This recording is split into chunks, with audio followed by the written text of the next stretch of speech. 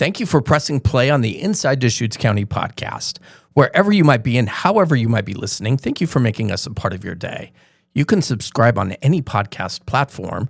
You can also find us at deschutes.org/podcast. Deschutes County is an amazing place to live, work, and play. Great place to raise a family. I love the weather in the high desert. At Deschutes County, we provide excellent service. We're here to help you. Deschutes County is the heart of Oregon. Everyone wants to be here. Welcome to the Inside Deschutes County podcast. We're so glad you're with us. I'm Eric Breon. Well, we have a first-time guest on the program today. Greg Brady is the county's new hazardous waste supervisor in our solid waste department. Greg, thank you so much for joining us. Welcome to the county. Absolutely. Thank you for having me. I'm really looking forward to this conversation and happy to be here. Yeah, it should be a good one.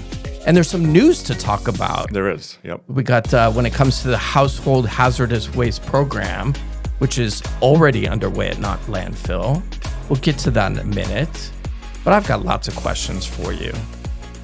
I'm hoping you can start by telling us about this role, because I think it's new, right? I think this is a new role for solid waste. It is. It's a new role for solid waste and for the county. And I will just say that I listened to your last episode on search and rescue, and it's probably not going to be as exciting as that. But we do have a lot of exciting things going on, a lot of updates. I don't know. I'll do my best. No, I think you can live up to that. Nathan's kind of, you know. It was a fun episode. It was He's a great guy. He's great. Lots of interesting stuff at Search and Rescue. Yeah, absolutely. But lots of good stuff here too. And we were talking about this before you came on, and man, there's big things happening out there that you just wouldn't expect. There's big things happening. So essentially, what has happened is we've internalized the program at the county. So people that are familiar with the household hazardous waste collection events know that we previously held them every second and fourth weekend of the month. And that got a little bit confusing for people about, is it the first full second weekend or is, a Saturday? And so there was always confusion about when do I bring my materials there? And so the impetus behind internalizing it was really to expand those services, because we had previously used a vendor to hold the events.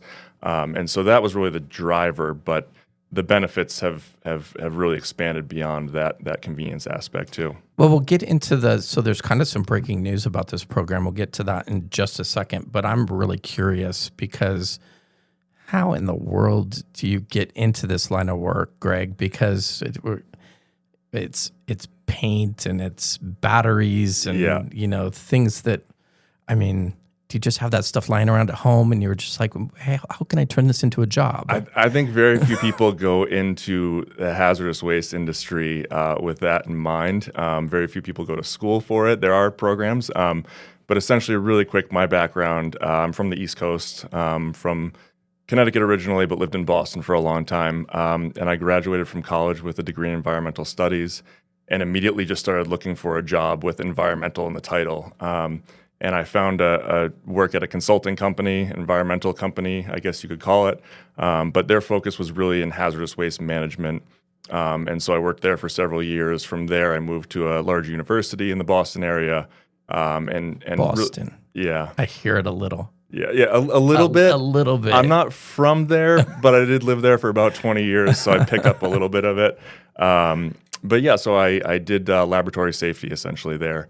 And then when I moved to Oregon about 7 years ago, was kind of looking for a transition to something different. I tried a couple different things, and I really just came back to this because I missed it, to be perfectly honest. I missed the technical aspect, and there's a lot of different interesting parts to it where we get to work with clients and customers directly. So you have a customer service part, but also the technical background that's really interesting for me. Well, it's important work. It is, and it's very important work. Yeah. And especially, I've actually never worked this type of event where it's a household hazardous waste collection, and it's at the landfill, and you really see the importance of it here because there's just not a lot of outlets for these types of materials, and people have them and they need to dispose of them. So that's what we're trying to do, is make sure they can do it safely and efficiently. Well, I think a lot of people are familiar with this program, but to your point, there's been kind of this, when is it, where is it kind of thing. And it sounds like this is kind of organizing that a little bit. Right. I want to get to kind of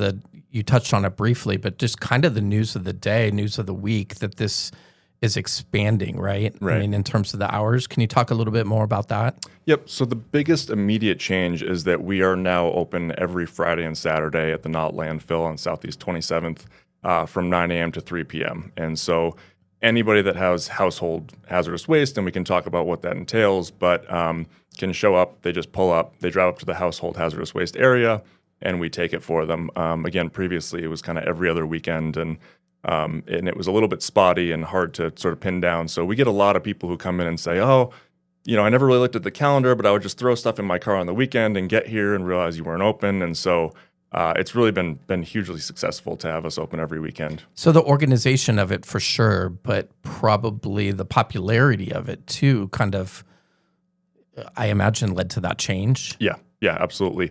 A couple things. One is the popularity. We see increasing numbers every single year of the number of people that come. Already this year, we're about 25% more than we had last year, and also the amount of waste that gets shipped out. And so the interesting thing about the amount of waste is one of the things that we found with us taking it over is we're really trying to make the program more efficient and reduce the amount of waste that we're shipping out. And so having a vendor do that, they were doing a great job, but they have kind of different priorities. And they're looking at doing things kind of quickly, getting things out the door, shipping hazardous waste. They're making money off of it too, right? And so we're trying to minimize some of that. And so it's good for, the environment, obviously, if we can recycle things or dispose of them differently, and also just costs and things like that as well. So what observations you just started in the county February, I believe is what you said. February. And I'm sure, it's kind of like drinking from a fire hose. At first, you get all this information coming at you left and right. Yeah. You've got this program in your lap. Now, a couple months in, what are you like? Surprised by how successful it's been, or are there things that you're like, we can do that differently? What is it that you're kind of pinpointing as your strategic efforts kind of moving forward? Yeah, I think I've been very surprised by, just to be perfectly honest, how smoothly it's gone with the transition from the vendor to taking it over internally. We have 3 members of our team, and if I can just give a little shout out to Gabby Brucey and Chad Elliott, they're the 2 other members of our team. And so Chad previously worked at the landfill as a site attendant, but all of us are new to these roles. Both of them are new to hazardous waste. And so getting that up and running as quickly as we got it up and running, about a month and a half before we sort of fully launched into handling it ourselves, was surprising. And I think it's gone really smoothly. But the other thing that's really stood out that I don't think anyone was expecting was the immediate changes we were able to make to reduce some of our waste and find different outlets for getting rid of materials that otherwise would be disposed of as hazardous waste, but now they're being recycled. And so that's been really exciting for us because we've been literally within a month and a half able to actually put some numbers on how much waste we're reducing and cost savings as well. So that's been exciting.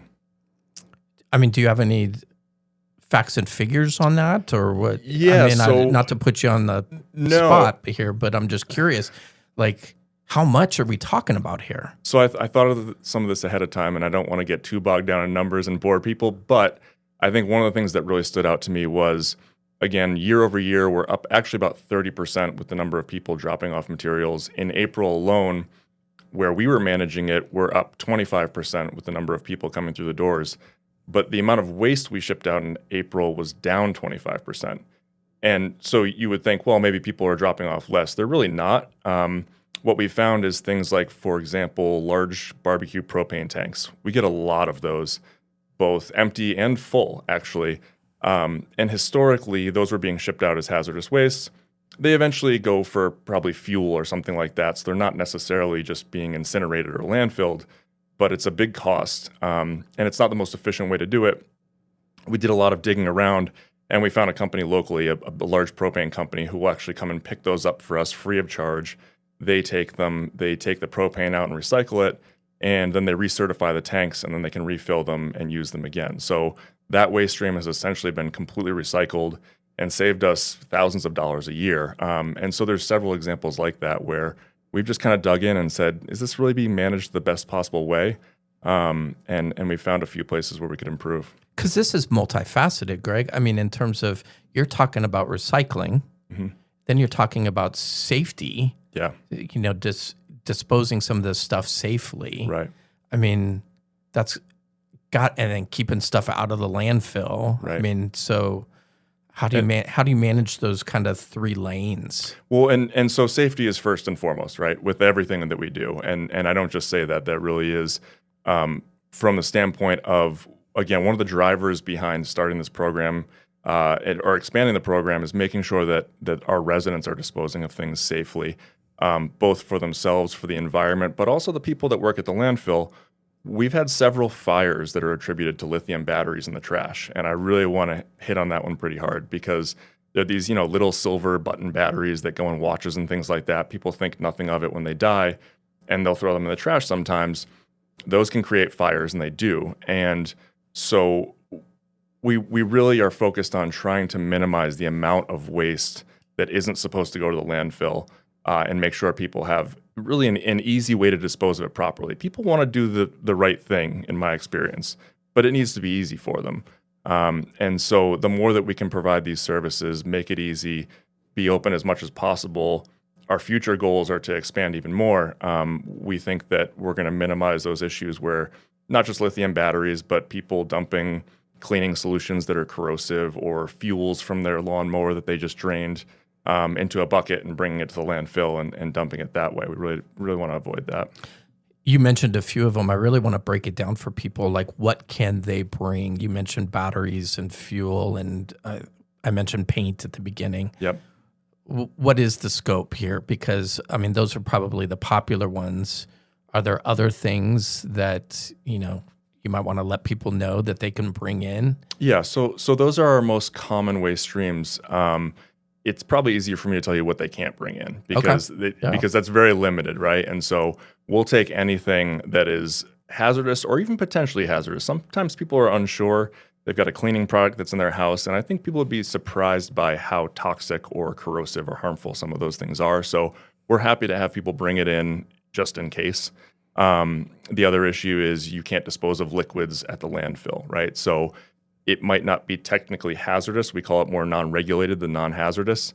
But those types of things we'll take in. And so really what we don't take things like radiation. And so that's pretty limited. Most people don't have radioactive materials sitting around their house, but the things do come up. We don't take explosives. That said, we can take things like fireworks, and those get taken by the sheriff's office eventually. And so, those two things are really the primary ones. To hit on a couple of things that we get a lot of paint. People are always kind of accumulating that stuff as they renovate their house and needing to dispose of it.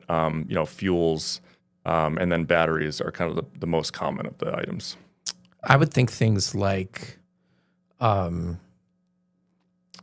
chemical cleaning, like the things that you might use to clean your driveway or things like that you don't need anymore, things like that. Right. Yeah. A lot of that. Yeah. Single use things where, somebody bought a gallon of something, they use it to clean their driveway one time and then they're done with it and they've got a little bit left over.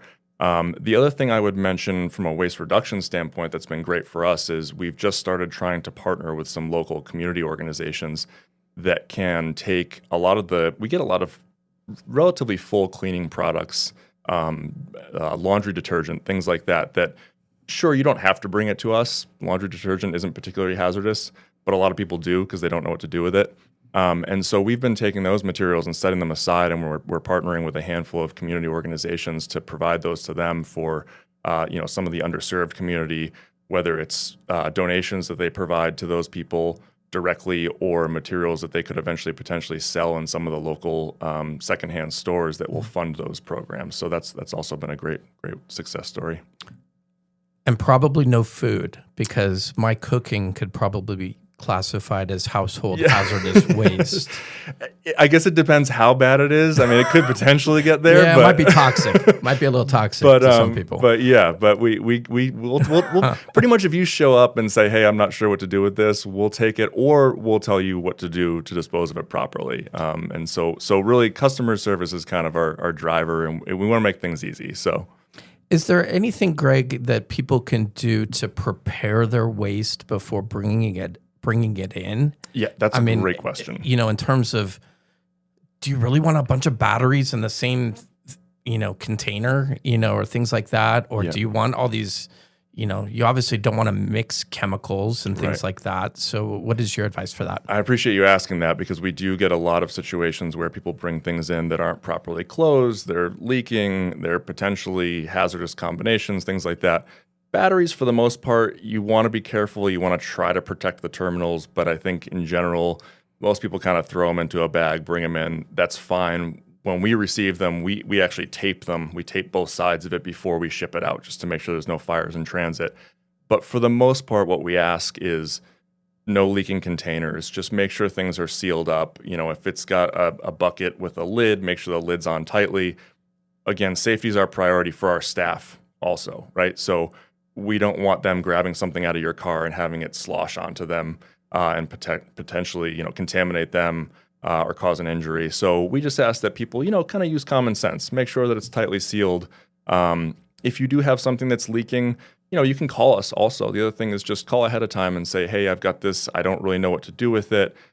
We could have you come by and we might be able to give you an empty pail or something like that to put it in. So just kind of, preparing ahead of time and bringing things in sound condition is always appreciated. I mean, you gave shout outs to your team, and I'm assuming, it's them, it's, possibly you and others, collecting this stuff that is dangerous. Yeah.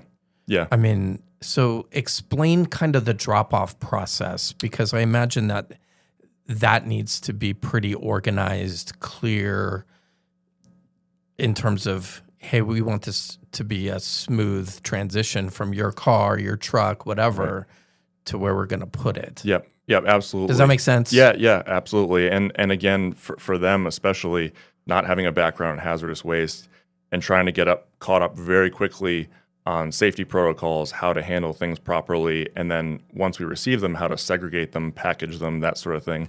And so essentially the way that it works is the cars pull up, we have them pull into kind of a protected overhead area where we have them stop.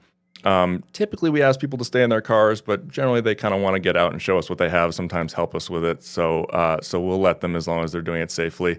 And then we bring carts over to their cars to make sure we're not carrying heavy things, away or potentially breaking things on the ground. So we'll offload their car, put it onto a cart, and then bring it to one of several areas within our kind of segregation area.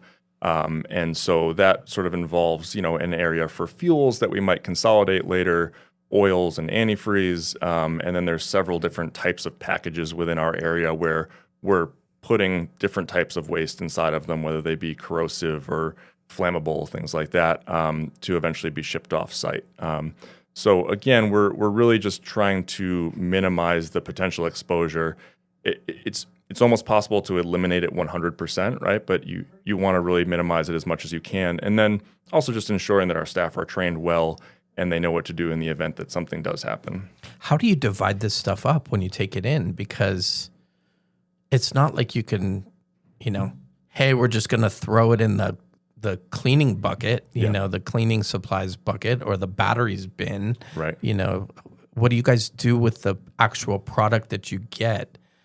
I mean, is there just a big vat of paint back there, just sitting back there that, Yeah, so how does that work? Paints are a little bit unique. There's actually a program called Paint Care. And for those that aren't familiar, which I wasn't, essentially when you buy a can of paint at the store, you're paying an extra little fee. And that goes to an organization called Paint Care. And they take that back free of charge. So anytime we get paint, as long as it has a good label on it, that's the other thing that's really nice is when people bring paints in, if there isn't paint completely covering the label, that's great because it has to be an original label, it has to be legible. And so that material goes into one bin that Paint Care then comes and picks up, and they actually recycle those paints. So They pour those into a large vat and they're able to reuse those. And then, so you've got, again, things like oil and antifreeze. The things that are a little bit trickier are the household products where sometimes the ingredients are listed right on it, sometimes they're not. If they're not, you can typically find that information online. Modern products are all required to have what they call a safety data sheet. And so those are developed by the companies. They list the constituents of the product. They list the different hazards, things like that. The tricky ones are, a cleaning solution from the 50s that doesn't have that sheet. They don't make it anymore. And those can be a little bit difficult to figure out what's in there. But we can also run a couple of different tests to check for, things like, is it acidic? Is it basic? Is it flammable? And that helps us determine how we're going to send it out. But there's thousands of different types of products, right? So we're using as much information available as we can, and then trying to figure out some of that stuff on our own. I'm chuckling, Greg, because I'm just thinking about my mom's garage. Yeah, and exactly. The stuff that's in there, first of all, the whole garage could probably be classified as hazardous waste, but that's neither here nor there. Yeah. But I just, that stuff probably could be from 50 years ago. Absolutely. And that's our goal, right, is to minimize those situations. The more that we're open, you can come every weekend if you want. If you got a half a can of paint, please bring it by. Don't store it in your garage for 20 years and accumulate, 50 pounds, 100 pounds, 200 pounds of material and bring it all in. We hope that people are minimizing the hazards in their houses too, right? The more you're accumulating that stuff, the more you're presenting hazards for yourself in your own house. We get a lot of that, but the goal is really to minimize it as much as possible. The more that we're open, people can just trickle stuff in instead of accumulating it for 20 years. Well, you talked about safety, and what you might not even think about is safety in your own home, right? I mean, in terms of that stuff sitting around. I used to work in the news business a long time ago, and I can't tell you how many times I heard of house fires caused by things spontaneously combusting. I mean, it just old rags with chemicals on them, things like that. House fire, devastating. Yeah. And so I would imagine that that's a piece of this program too. Yeah. In addition to the environment and, keeping things out of the landfill, that kind of thing. Right. Well, and if you think about the first household hazardous waste program, at least that I'm aware of, we were just at a conference a few weeks ago, and we had a presenter who was at the first event. It was in kind of the mid-'80s in, I believe, just outside of Seattle. And so this was the first time they had done this. And if you think about it, think of all the banned products that we used in the 70s and 80s and going even further back, whether they be pesticides or things like that. And so those are still sitting in people's houses. But when they first did that, they were just overrun. He had pictures of, just the mountains and mountains. They had no idea how much they were going to get. But I will say products in general have gotten better, but there's still a lot of things that you can buy right off the shelf that are fairly hazardous, right? And so you don't want those sitting around if they don't need to be. It's one thing if you're using them regularly and you have a use for it, but if you don't anymore, you don't think you're going to, get rid of it. Are you working with businesses? We are working. In terms of, because a lot of cleaning supplies, a lot of paint, a lot of the stuff you mentioned, fuel. Yep. So the business process, without making it too confusing, there's essentially one type of business that we're permitted to work with. They're called very small quantity generators. And so these are businesses that are typically small. They don't generate a lot of hazardous waste. The threshold for these businesses is 220 pounds or roughly 25 gallons per month that they're allowed to generate. Now, you can store a little bit more than that on site if you generate for 3 or 4 months in a row. But if you generate any more than that, that bumps you as a business into a different category. We can't take your material and you need to register separately. But for those businesses we do, there is a fee associated with it. It's minimal. We're just covering our costs. We don't make any money off of it, obviously as the county. And so what we ask them to do is we have a registration form online. They fill out that registration form, and that essentially is them certifying that they're this very small quantity generator. And then we have them schedule a time with us to bring it in. We invoice them, and they pay before they leave. And so that's been a really successful program. The vendor that we were using was running it previously, and we've really seen an expansion of that even since I've started, where I think we've had about 16 businesses so far just in the past month and a half. And so that's been really useful for them as well to have a fairly low cost option of disposing of their materials responsibly.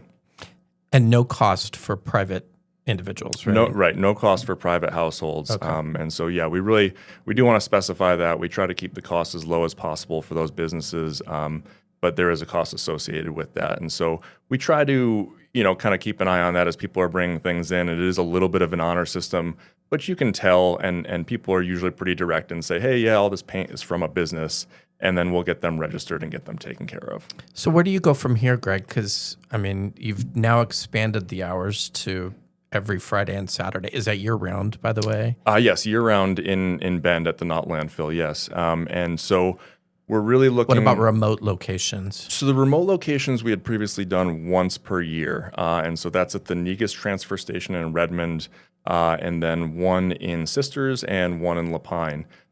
We are about to do those, and so this is a good opportunity to just promote that a little bit. The first weekend in June will be in Redmond at Negus. The second weekend is going to be in Sisters for the Northwest location, and that's going to be at the recycling center up there in Sisters. And then the third weekend in June is going to be in Lapine. And we're still kind of finalizing the location for that, but that is at the county building down there, kind of just south of Lapine. And so those are going to all be on Saturday from 9 a.m. to 1 p.m. And so really our goal in expanding the services is to provide more of those remote location drop-offs, because you can imagine once a year, especially for a location like Redmond with the population exploding, is not a lot. So I think eventually our goal is probably to get up to monthly in Redmond, and then maybe quarterly at the other two sites. And so that's kind of our growth trajectory in the short term. And then longer term, we could see this as the population continues to grow and Bend. We'd love to be open every single day that we're open at the landfill to also accept hazardous waste. So we'll just sort of see how the demand is going and increase as needed. I imagine that's a goal. I was going to ask you that is, being 7 days a week. Yeah. It's really is based on demand. Obviously, we don't want to have people, sure, just standing there. But at the same time, what we found is other counties that have done this, that have had large growth in population, have found that need. And so we're not quite there yet, but we're busy. If you come in on a Friday or Saturday, most of the time, I think last weekend we had right around 170 people come through between Friday and Saturday. So that's a few. That's a few, yeah. And that's been pretty close to the average each weekend. It fluctuates a little bit. I would say that was one of our busier ones. But in general, we expect those numbers to really just keep increasing. And so as they do, we'll increase the number of days and the number of staff. That's about as many people that listen to this podcast. Yeah. Well, so hopefully they're getting that message, and they'll a few more. Yeah, a few more. No, but we'll I think the more we promote it too is where we're going to see an increase in numbers. I think we've had a lot of people showing up and saying, "Oh, it's great that you're open every weekend now," and so we expect people to kind of continue to show up. Tell me where exactly they go at Knott. So when you drive in, you have the two directions. You can go to the transfer. You can go over to where recycling is. I imagine it's that way. It's towards recycling, right? So it's the first right that you take as you come into the landfill. You'll go past the solid waste building on your left, and you just go straight from there. You take that first right, and you go straight, and you kind of go through a gate right there. And it kind of wraps around into our building. So there's signs for it, but and the other thing that we're hoping now is Fire Free was a big event for us where people were bringing in their yard debris for free. And hopefully that settles things down, because I know it's been inconvenient for some people sitting in those lines because they had to wait in those lines to get to us. And so we're hoping that, moving forward, it's a little bit more streamlined. Greg, where can people go, besides this podcast, to get the details of what's accepted? Is there your website? Is there a place where people can go to get more information? Can they call you if they have questions? What do you recommend in terms of information? I think the first place to go is our website. We are doing a lot of updates to it, so there's information being added all the time. But if you go to Deschutes.org/solid waste, that will direct you to the landfill homepage, and from there you can go into the hazardous waste section. There's a fairly comprehensive list of what we do and don't accept there. There's the business registration form for businesses that want to just go online and fill that out directly with information on where to submit it to. And then you can also always call our office directly. All of our information is on the website. If you have questions, just please don't hesitate to reach out, because that's just sort of the easiest way. We'd rather people prepare ahead of time, make sure that they know what they need to do before they show up to the landfill. So just ask for Greg Brady. Yeah, just ask for Greg Brady. You can remember that name. Pretty easy name to remember. Won't go there, but pretty easy name to remember. Pretty easy name.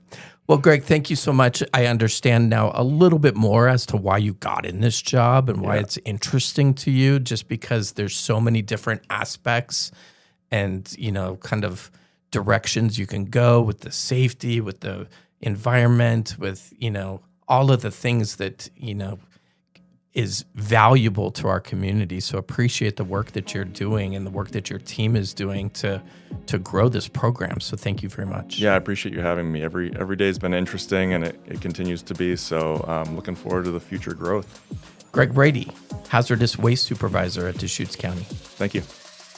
Again, if you'd like more information on the Household Hazardous Waste program, you can go to Deschutes.org/solid waste.